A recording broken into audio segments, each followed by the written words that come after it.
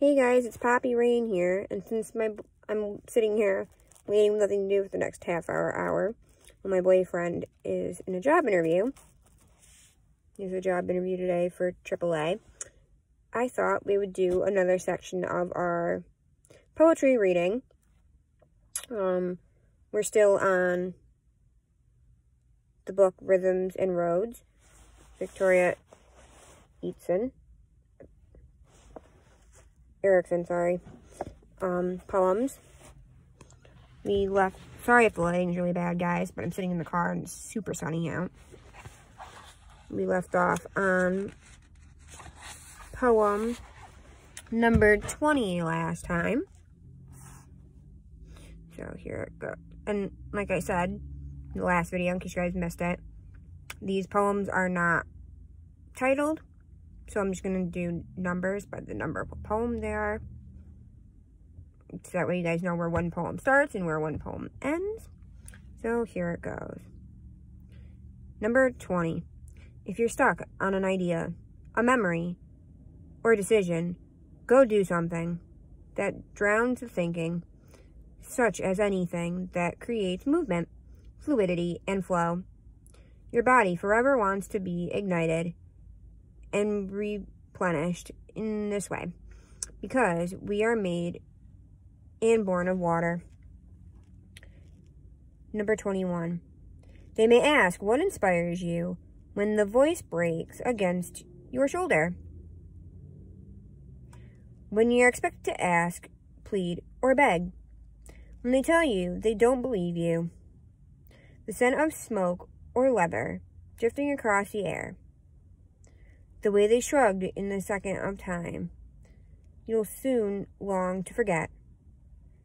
Yet will stretch across years to come.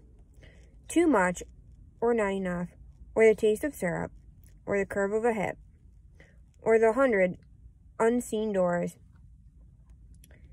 The sound of a train ripping through silence, swallowing all unknowns, rooftops and beliefs, and those once quieted words. Words that belonged between you and them. Words that never landed. Words that needed a home. And sorry, guys, if I'm not looking at you guys. I'm not ignoring you or anything, or being a jerk or whatever. I'm just trying to read the poems. And this is awkward for me to hold the book in one hand, use my lap as a table, and the... Actually, I probably could prop, if I really wanted to, I probably could prop the phone up on the door, maybe, if I don't have my phone stand with me. Oh, there we go, that works much better, guys. Okay. So this is poem number 22. To me, going gently means that you're the alchemist of your own rhythms and peace. You and you alone can mold it. The way a bird owns the piece of sky it's been flying toward. Number 23. Trade in electricity for wildfires, and maybe for affirmative answers. Shed the unnecessary. Find the solid center. Go. Stand strong on the gentle ledge. Use your fingers to trace the horizon. It is vast, but you are fierce. Know you can go beyond it. Number 24. There are some days you wish you could live out 10,000 more times. It's almost as though all the other days seem to rise and fall and prepare and propel you towards these certain ones, holding you like a dream you've only now remembered. The magic ones you quietly know will change everything. They shift the view. They open the channel. They offer the light. Number 25. Who said sunsets were enough? And who said they weren't? I know things can't be solved or built by gazing into flames, but you can still single grip those hues and hold them as the earth moves, and I think it to be true. Number 26. How do you find your power? You catch glimpses. you begin to trust them. Then the more you trust them, the more the picture unfolds. The more the picture unfolds, the larger it grows. It all begins with trusting beginnings. These are very inspirational poems. They're short, sweet, but they say a lot, which is unusual, I guess. I'm used to poems like Shel Silverstein, who we'll be reading in later videos, who does more funny poems because he does children's poetry. Oh, here's a mess today. But anyways, number 27. Creative writing is writing from the body and senses, not from the mind. The body continuously goes through natural cycles, and we must trust them. It's an ongoing process of becoming and growth, and death over and over. The creative process echoes nature.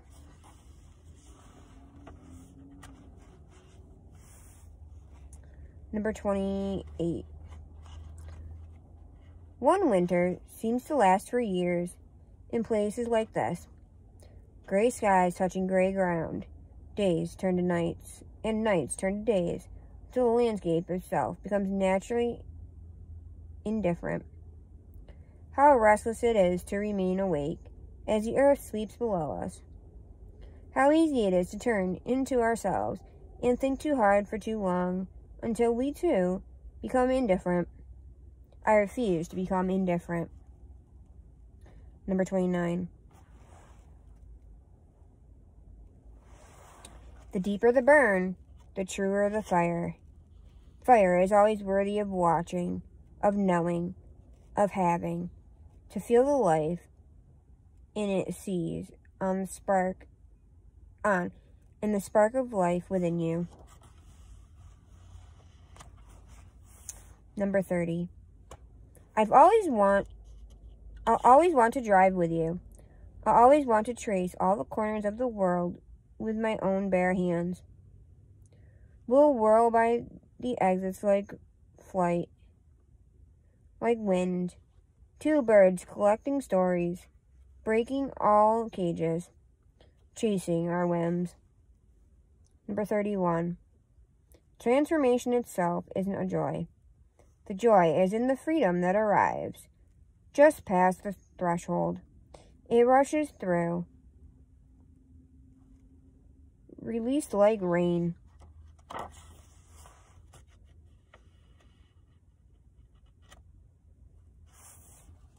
These next couple are a little bit longer, guys.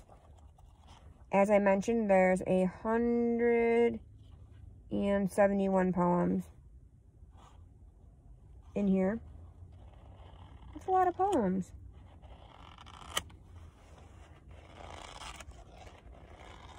I just like that sound. Don't worry, I'm not doing ASMR. ASMR gives me the heebie-jeebies. Ugh, makes my skin crawl. Can't stand ASMR. Anyways, number 32. Are you tired of everything confusing? Sometimes the seas can't separate from the rain, and the pleasures can't tell itself from the pain, and the time has washed over us the way it weighs on human shoulders, the way it treads on yet falls exactly the same. There are miles and miles of roads ahead. The way to heal is to pick a route, to walk the path, to make that choice, to finally decide, because we cannot remain stuck as we are in this status quo, forever caught and kept inside of this dark, indecisive, splitting divide. Number 33.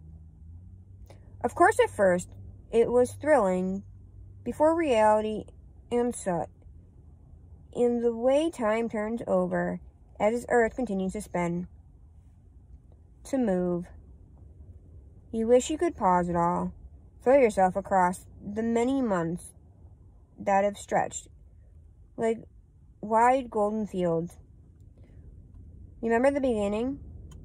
develop the mindset, recall the hunger, use the correct tools, but instead, you must go on. You must keep walking. There's light in the letting go. Number 34. Time is fast and fleeting. Nothing is certain. Don't let go of things that are rare and beautiful and true. Those are some good words to live by, guys. These poems are really good things to live by. I mean, obviously they don't apply to everyone's life, but, you know, find the ones that do apply to your life and learn to live by them. Sorry, guys. I thought it was snowing there for a second.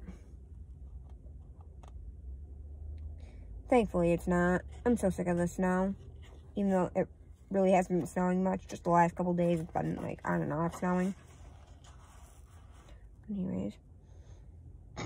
Number 35. Sometimes we must force ourselves to drop every story, decision, motivation, expectation, or tiny pain that ever gripped us prior to this moment. Forget the things that happened then. You're here now, and the now desires you in a way you don't yet realize.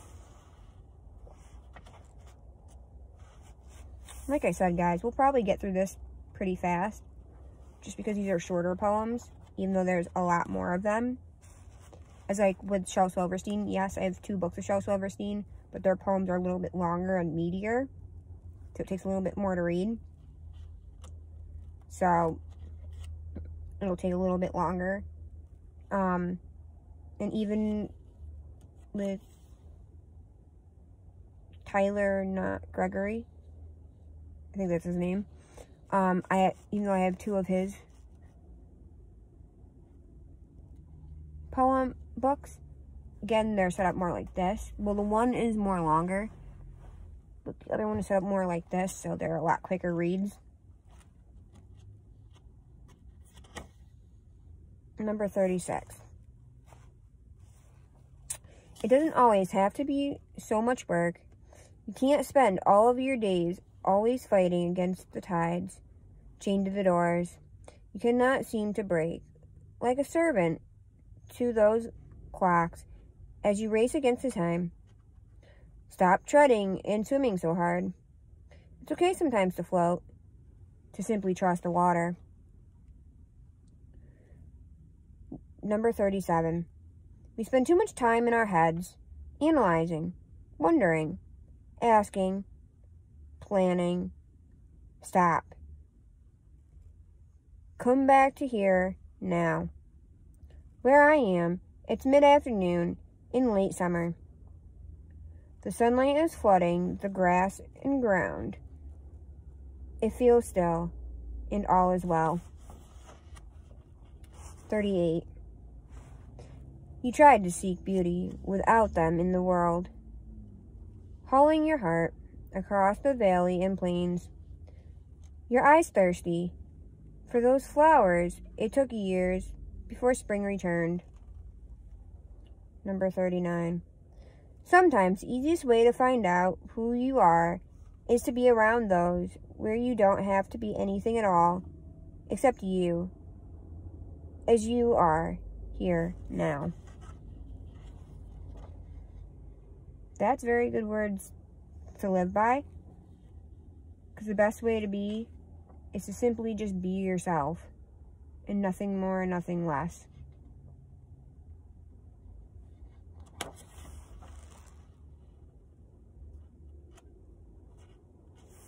Sorry guys, I thought my boyfriend was coming out of his interview, but it was just someone coming out.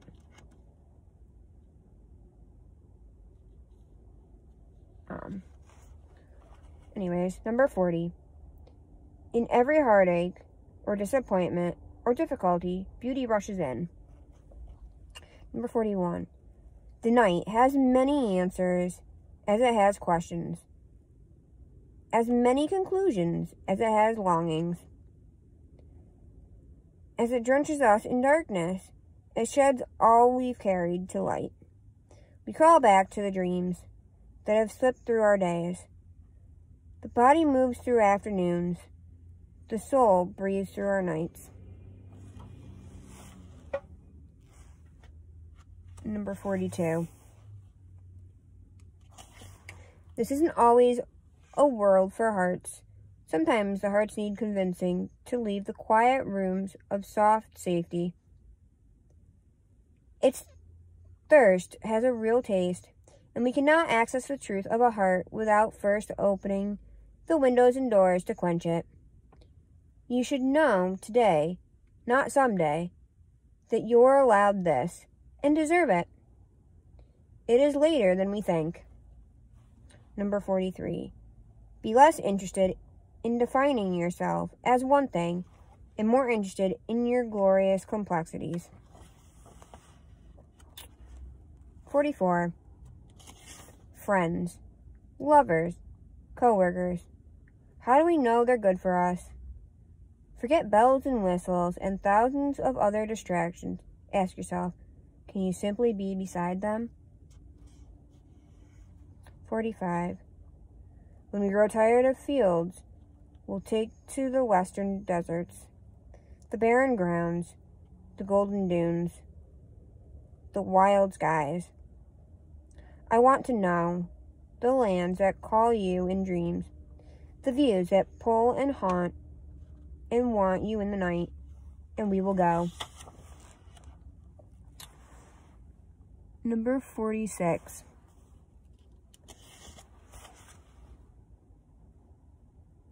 Some people don't like lists. I recommend filling pages with them. Maybe I'll begin to share mine. Lists to turn thoughts into letters. Lists to recycle the old. Lists to take tired, faded things and make them burn again. To write them alive. Turn them into gold. Number 47. Remember that desire is an important energy. It's strong enough to carry us through what we must burn to actually reach what's been calling. I'll be surprised if half of you guys stick around this long in the video. I know this is a pretty boring video, but if you're into poetry, it's kind of interesting. Yeah. So, thanks for sticking around if you made it this far. I'm going to read a little bit longer and end this video. So here it goes. Number 48. Storms make the earth honest. They rattle the edges and tear it to shreds before gifting the calm again. Your own hardships and storms do the same to you. They rise you clean.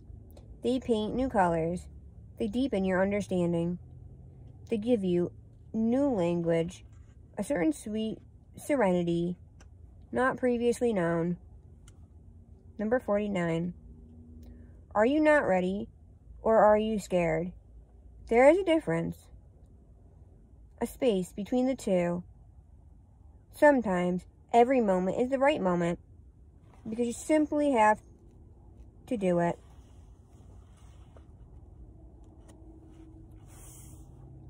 Number 50.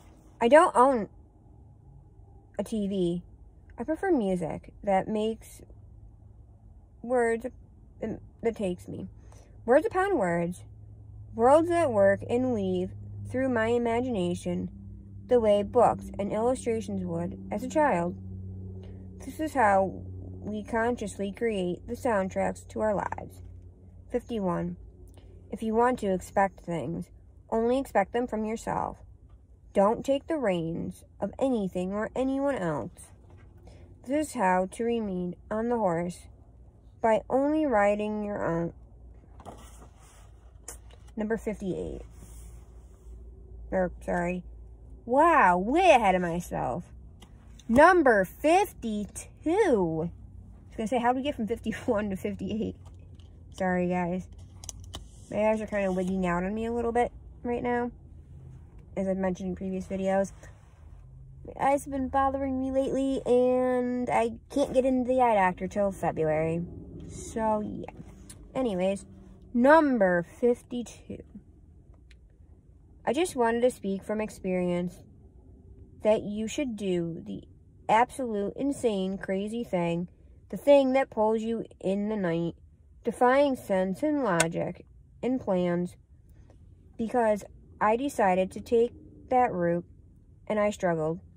But I remained tied to the words like a cord that wouldn't break, because I believe that something that felt so impossibly uncomfortably strong just couldn't be wrong.